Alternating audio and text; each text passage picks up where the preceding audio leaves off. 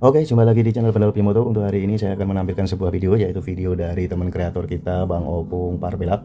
Dan di sini videonya sangat menarik dan sangat seru sekali. Dan videonya yaitu masih tentang Pilkada serentak 2024. Dan di sini menampilkan video yaitu survei elektabilitas. Sebagian besar yang diusung Kim Plus itu unggul, dan di sini videonya bisa kita lihat dan bisa kita tonton. Dan nantinya apabila ada perbedaan pendapat atau berpendapat, teman-teman boleh komen-komen di kolom komentar. Oke, untuk lebih serunya kita putar videonya. Saat ini aku mau tunjukkan sama kalian hasil survei dari beberapa lembaga survei yang ada di Indonesia ya, atas kepala daerah dari beberapa provinsi, Sumatera Utara, Jawa Tengah, Jawa Barat, Jawa Timur, Banten dan juga Jakarta ya. Tapi ingat, jangan kasih tahu sebelah.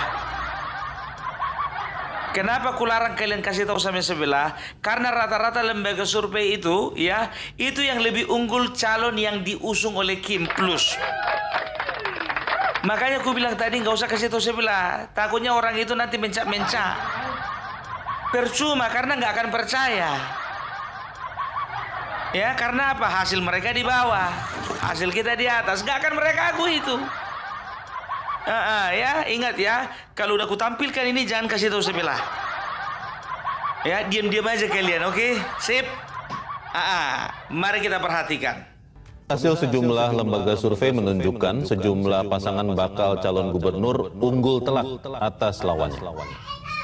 Di Jakarta, survei Lembaga Survei Indonesia menempatkan elektabilitas pasangan Ridwan Kamil dan Suswono unggul hingga lebih dari 50% atas pasangan Pramono Anung Rano Karno dan pasangan Dharma Pongrekun Kun Wardana. Di Jawa Barat, survei indikator politik menempatkan elektabilitas pasangan calon Deddy Mulyadi Erwan Setiawan unggul dengan raihan 77,81% atas Ahmad Syahiku Ilham Habibie yang mendapat 10,98%. Sedangkan Acep Adang, Gita, dan JJ Ronald Surapraja masing-masing mendapat 2,24%. Ada 6,73% warga yang disurvei yang belum menentukan pilihan mereka. Di Jawa Timur, menurut Poltreking Indonesia, elektabilitas pasangan Kofifa Indar Parawansa dan Emil Dardak unggul dengan angka 57,3% atas pasangan Tri Risma Harini Gus Hans dengan 22,7%. Sementara pasangan Luluk Lukmanul hanya meraih 2,2% dan ada 17,8% yang belum menentukan pilihannya. Di Banten, LSI mencatat pasangan Airin Rahmidiani dan Ade Sumardi unggul telak elektabilitasnya dengan meraih 73,7%, sementara pasangan Andra dan Dimyati hanya meraih 12,2%. Di Jawa Tengah, hasil survei Lembaga Survei Kanigoro Network mencatat pasangan Ahmad Lutfi dan Taj Yassin unggul dengan elektabilitas 45,2% atas pasangan Andika Perkasa Hendra Prihadi yang meraih 37,7%. Di Pilkada Sumatera Utara, dua lembaga survei yaitu Kata Data Insight Center dan LSI masing-masing menempatkan Bobi Nasution unggul atas Edi Rahmayadi. Udah jelas kan? Jadi aku nggak mau baca duluan. Karena apa? Nanti langsung banyak yang menyerang. Hoax. Banyak nanti yang menyerang. Apa dibilangnya? Buzzer bayaran. Apa dibilang katanya? Itu lembaga survei bayaran. Kalau kalian menganggap aku buzzer, ini pembaca berita ini bukan buzzer ini. Udah jelas kan? Udah jelas. Tepuk tangan dulu sekali lagi ya. Aduh, bayangkan kalian dimulai dari Jakarta ya. Jakarta itu Ridwan Kamil bersama Suswono memperoleh sekitar 51,8% ya, dan juga lawannya Rano Karno itu mendapatkan 28,4%. Yang ngiri kali dari Bang Rekun 3%. Kalau aku jujur aja lah, nggak kulanjutkan itu. Lebih bagus aku rugi 20 juta untuk bikin spanduk dan baliho daripada nambah kerugian lagi untuk bikin kartu nama dan juga baju kaos. Yakin aku, jujur aja, yang namanya Dharma Pangrekun gak akan kampanye itu. Gak akan mau keliling. Orang dia sendiri juga bilang apa katanya nggak punya uang. Bukan menghina tidak, tapi namanya pesta harus punya uang. Gitu dia, ya kan? Jadi selamatlah untuk pasangan Ridwan Kamil, dan mereka juga mengatakan bahwasanya kita jangan jumawa, dan biarlah hasil ini walaupun bagus, justru itu yang akan kita buat lagi semakin lebih bagus ke depan, kan begitu ya. Jadi kalau bicara tentang faktornya Ridwan Kamil sudah banyak lah ya, dan juga ini terima kasih untuk anak-anak Abah, untuk tim relawan Anies. Karena tanpa ada komando dari Anies, mereka datang sendiri ke Ridwan Kamil. Kemarin ada 42 simpul, katanya ada 42, ada juga yang bilang 62. Gimana pun ceritanya udah banyak anak-anak Abah itu merapat ke namanya Ridwan Kamil. Thank you very much. Dan juga Ahoker juga, aku bilang suaranya bakalan ke situ, ya kan? Udahlah, no debat. Kalau aku bilang Jakarta tinggal lantik. Ya, masuk lagi biar tahu kalian Jawa Barat. Ini paling ngeri. Kang Deddy Mulyadi mengumpulkan 77%. Lawannya 10%.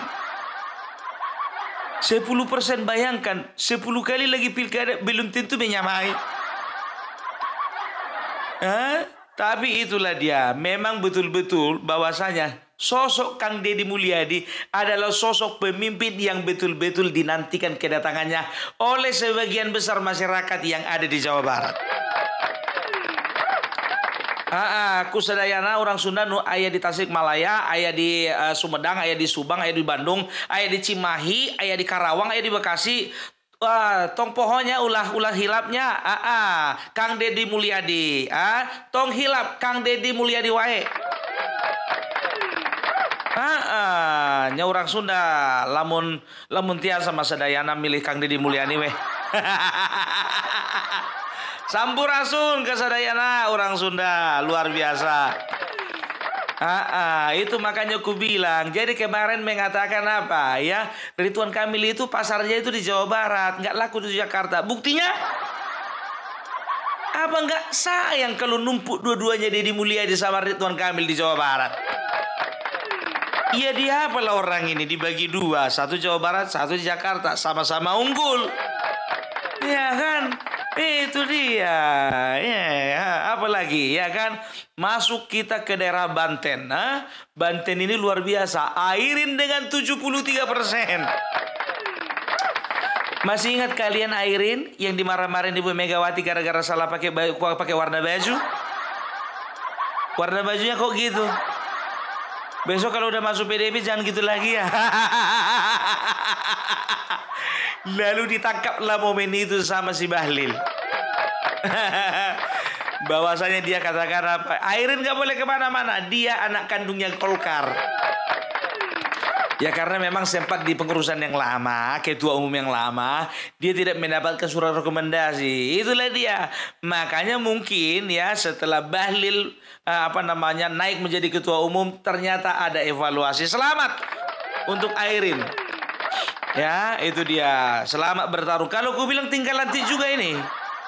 Jakarta tinggal lantik, Jawa Barat tinggal lantik, Banten juga tinggal lantik. Biar tahu kalian ya, jumlah penduduk di Banten itu lebih banyak itu dari Jakarta itu. Serius. Itu dia ya. Kita masuk lagi ke Jawa Tengah. Ada apa di Jawa Tengah? Ternyata Jawa Tengah ya itu pertarungan antar bintang. Ya ini perang bintang ini. Sama sebetulnya di Jawa Tengah dengan Jakarta. Kalau di kalau di Jawa Tengah itu perang bintang karena apa? Karena jenderal berbintang yang berperang. Kalau di Jakarta enggak, ya Ridwan Kamil perang juga lawan bintang film.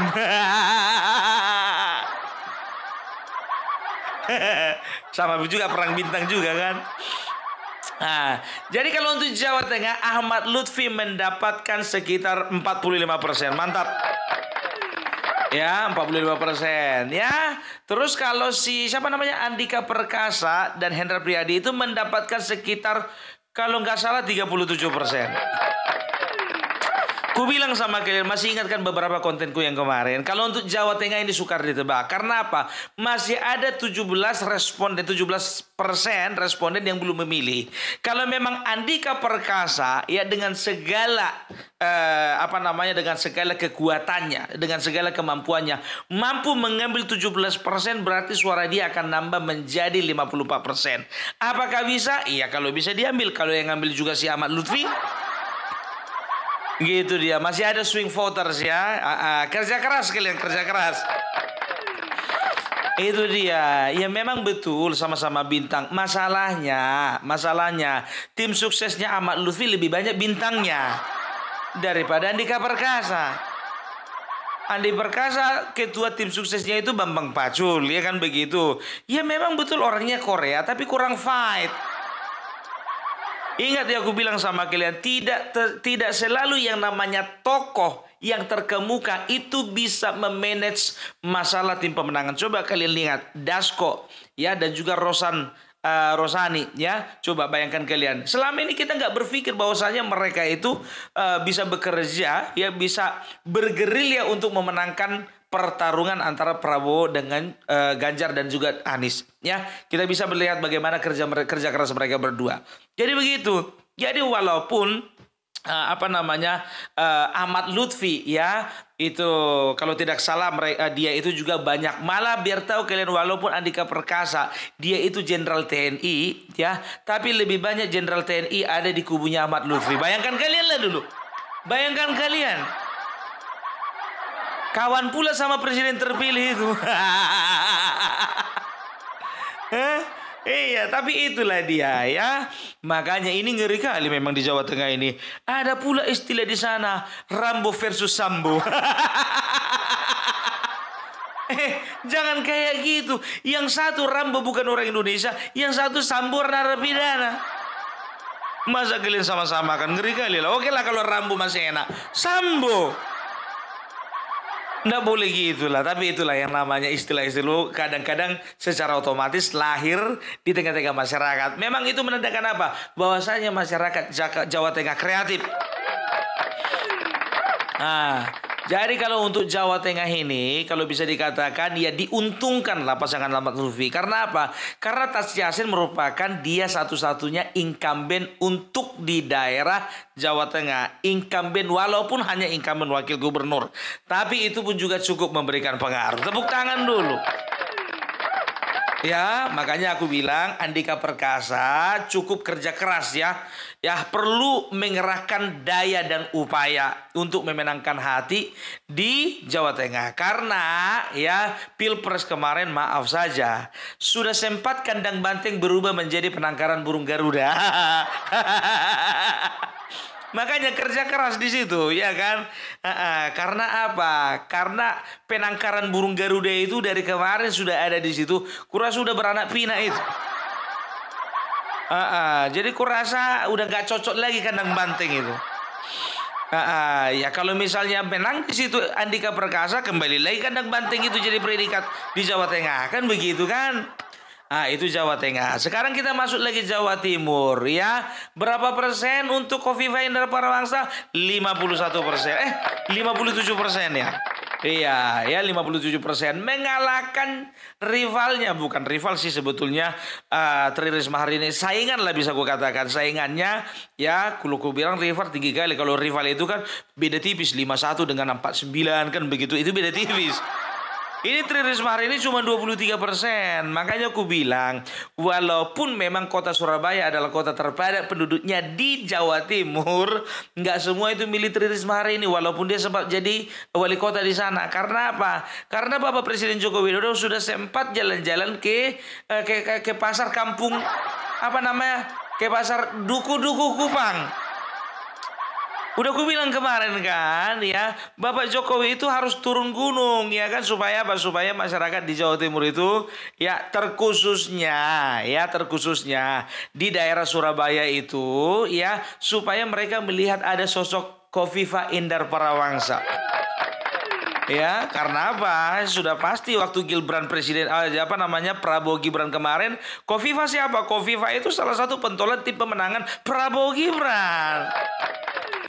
Makanya kalau di tempat lain di Jawa Timur bisa dikatakan lah bisa masih masih bisa dikuasai. Tapi kalau Surabaya perlu ada taktik, ada strategi. Karena apa? Tri Risma hari ini sempat wali kota di sana. Bagaimana caranya?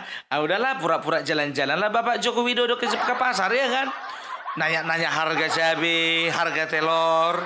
Sebetulnya bisa aja ya telepon orang di sana, ya kan? Coba dulu kau jalan-jalan dulu ke pasar Duku Kupang itu, tanya dulu harga telur berapa. Bisa aja sebetulnya. Tapi kadang-kadang ya kan, kunjungan presiden itu kita menganggapnya biasa aja. Memang betul agendanya biasa, ya kan? Tapi itu kalau misalnya di dalam politik itu sebuah kode-kode. Sebuah simbol, sebuah tanda gitu loh ya. Setelah itu mana lagi? Masuk kita Sumatera Utara.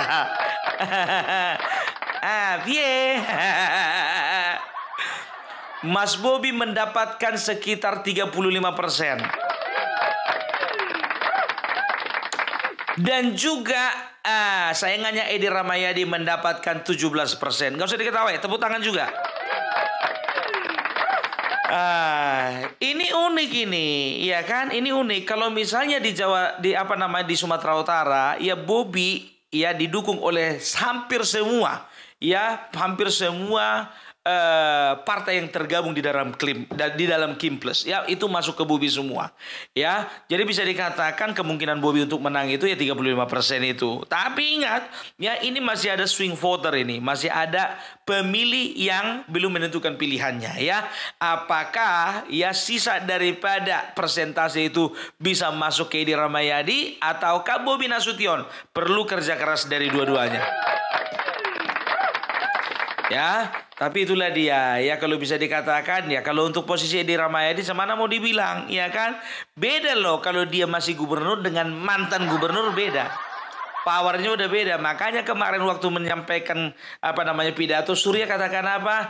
Setahu saya ya, saya belajar sama guru ngaji saya, namanya malaikat nggak punya anak, apalagi menantu. Lalu apa dibilangnya siapa? Si Edi Rahmayadi, sekarang Pak Surya udah mulai berani ya. Ya berani dia, kenapa mau ditakutkan, bukan gubernur lagi dia. Itu dia. Jadi di situ kita bisa melihat efek ya, ketika dia tidak menjabat dengan sudah menjabat. Bobi Nasution kan dia masih jadi wali kota. Itu makanya ya, bukannya ku bilang ini adalah sebuah trik, enggak, karena memang sudah habis masa jabatannya si Edi Rahmayadi. Kurasa kalau misalnya belum habis masa jabatannya juga digasnya itu, mana mau dia lengser dari gubernurnya itu dia ya. Tapi ngeri kali 17. Ini cemana tim suksesnya ini? Apanya kerja kalian? Dan tahu kalian, karena aku lebih garang aku di media sosial Sumatera Utara ya. Ini kumpulnya di Rahmayadi ini paling galak ini, bertahu kalian. Dulu kumpulannya Nixon dan Baban yang galak sama aku, sekarang ini. Ada yang bilang itu, Opung Parbelak, sekarang Edi Rahmayadi sudah diusung partai partai PDP. Mau bicara apa kau, katanya? Mau bicara apa? Ya udah maju terus. Ya kan, begitu menang nanti yakinlah kalian. Alah, gara-gara curangnya kalian, itunya bahasa orang ini. Gitu, sama kayak Kofifa ya kan. Mengapa dia unggul ya? Yang pertama dia itu kan kalau bisa dikatakan dia itu ketua muslimat ya, yang didirikan tahun 2000, ketua dari sebuah organisasi ya, organisasi wanita NU ya, dari tahun 2000 sampai 2024. Berarti udah berapa tahun? Udah 24 tahun dia. Iya, wajar lah anggotanya suaranya semua sama dia. Itu dia ya. Jadi memang ini hasil survei ini, tolonglah kalian. Kalau percaya syukur, kalau nggak percaya nggak usah. Tapi biasanya survei-survei seperti itu mendekati hasil sebenarnya itu. Paling yang berubah di Jawa Tengah dan Sumatera Utara. Karena apa? Di Jawa Tengah masih ada swing voter, Sumatera Utara masih juga jelas berapa persentase swing votersnya, kan begitu. Makanya kalau yang beda tipis itu bisa dikatakan antara Ahmad Lutfi dan juga Andika Perkasa, 45 dengan 37. Ya bisa dikatakan cuman selisih 8% lah ya. Makanya saling kerja keras lah kalian. Jadi itulah apa namanya hasil survei dari beberapa lembaga survei. Ingat ya, bukan Opung Parbelak mengada-ada ya, yang menyatakan pun juga om reporter tadi yang dari TV swasta. Kecuali kalau misalnya aku comot-comot misalnya dari berita yang udah lama-lama, iyalah. Ini kan udah tahu sendiri kalian kan, semua calonnya sudah sesuai ya dengan calon-calon kepala daerah yang ada di tahun 2024. Itu dia ya. Jadi selamat untuk Kim Plus ya. Aku berharap ini jangan jadi bahan yang apa namanya, jangan menjadi sesuatu yang membuat kalian terlena ya. Berjuang terus, karena apa? Karena masyarakat percaya bahwasanya kemenangan ada di tangan-tangan orang baik. Gitu dia. Loh, Pramono Anung itu kurang baik apa? Kalau misalnya kalah dia berarti dia nggak baik. Bukan kurang baik, dia kurang mampu. Kurang kuat. Sama-sama baiknya semua, ya kan? Ya. Jadi seperti itu dulu dari Opung Parbelak untuk sementara. Ya, semoga ini menjadi bahan ya untuk kita boleh para pemilih ini boleh memikirkan dan juga mempertimbangkan siapa calon yang paling cocok. Oke, salam Parbelak, salam NKRI hormati. Oke, terima kasih yang sudah menonton videonya. Videonya sangat menarik dan sangat seru sekali. Dan apabila ada perbedaan pendapat atau pendapat, teman-teman bisa komen di kolom komentar. Dan ambil baiknya dan buang buruknya. Dan sampai jumpa di video selanjutnya.